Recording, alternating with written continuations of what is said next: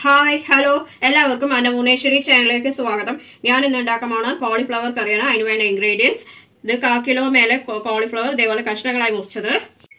3 സവാള ഇതേപോലെ കൊത്തി അരിഞ്ഞത്.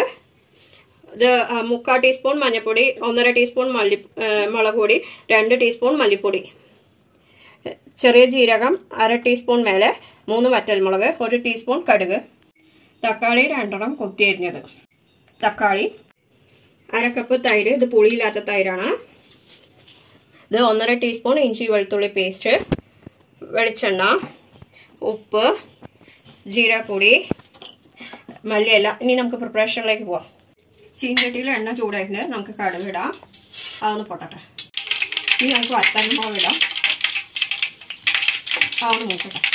ഇനി നമുക്ക് ജീരകം ഇടാം. അതൊന്ന് ചെറുതായി പൊട്ടട്ടെ. ഇനി നമുക്ക് സവാള ഇടാം. അതൊന്ന് മൂക്കട്ടെ. സവാള മൂത്തിട്ട് നമുക്കിനി ഇഞ്ചി വെളുത്തുള്ളി പേസ്റ്റ് ഇടാം. ഇഞ്ചി വെളുത്തുള്ളി പേസ്റ്റ് ഒന്ന് മൂക്കട്ടെ. ഇഞ്ചി വെളുത്തുള്ളി പേസ്റ്റ് മൂത്തിട്ടുണ്ട്. നമുക്കിനി തക്കാളി ഇടാം. അത് നന്നായി വെന്തോടയാം. തക്കാളി ഏകദേശം ഉടഞ്ഞിട്ടുണ്ട്. ഇനി നമുക്ക് മുളക് പൊടിയും മല്ലിപ്പൊടിയും മഞ്ഞൾപ്പൊടിയും ചേർക്കാം. കറിക്ക് ആവശ്യമായ ഉപ്പും ഇടാം. മുളക് പൊടിയും മല്ലിപ്പൊടിയും മഞ്ഞൾപ്പൊടിയും എല്ലാം പിടിക്കട്ടെ. ഉപ്പും നന്നായി പിടിക്കട്ടെ. ഇനി നമുക്ക് തൈര് ഒഴിക്കാം.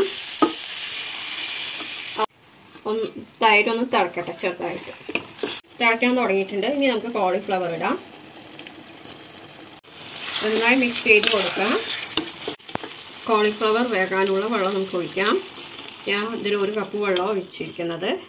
നിങ്ങൾക്ക് ഗ്രേവി എത്ര ആവശ്യമുണ്ടോ വെച്ചാൽ അതിനനുസരിച്ചുള്ള വെള്ളം ഒഴിച്ച് ഇതാക്കുക.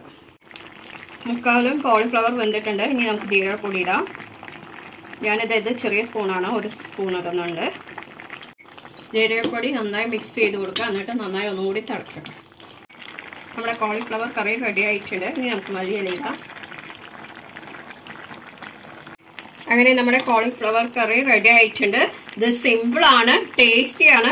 ഇഷ്ടപ്പെട്ടവർ ലൈക്ക് ചെയ്യുക, ഷെയർ ചെയ്യുക, കമൻറ്റ് ചെയ്യുക, സബ്സ്ക്രൈബ് ചെയ്യണേ. തൊട്ടടുത്താണ് ബെൽ ബട്ടൺ ഓൾ എന്നുള്ളതാമത്. അപ്പോൾ ഞാനൊരു പുതിയ വീഡിയോസ് നിങ്ങൾക്ക് നോട്ടിഫിക്കേഷൻ ആയിട്ട് വരും. എല്ലാവർക്കും ഗുഡ് ബൈ.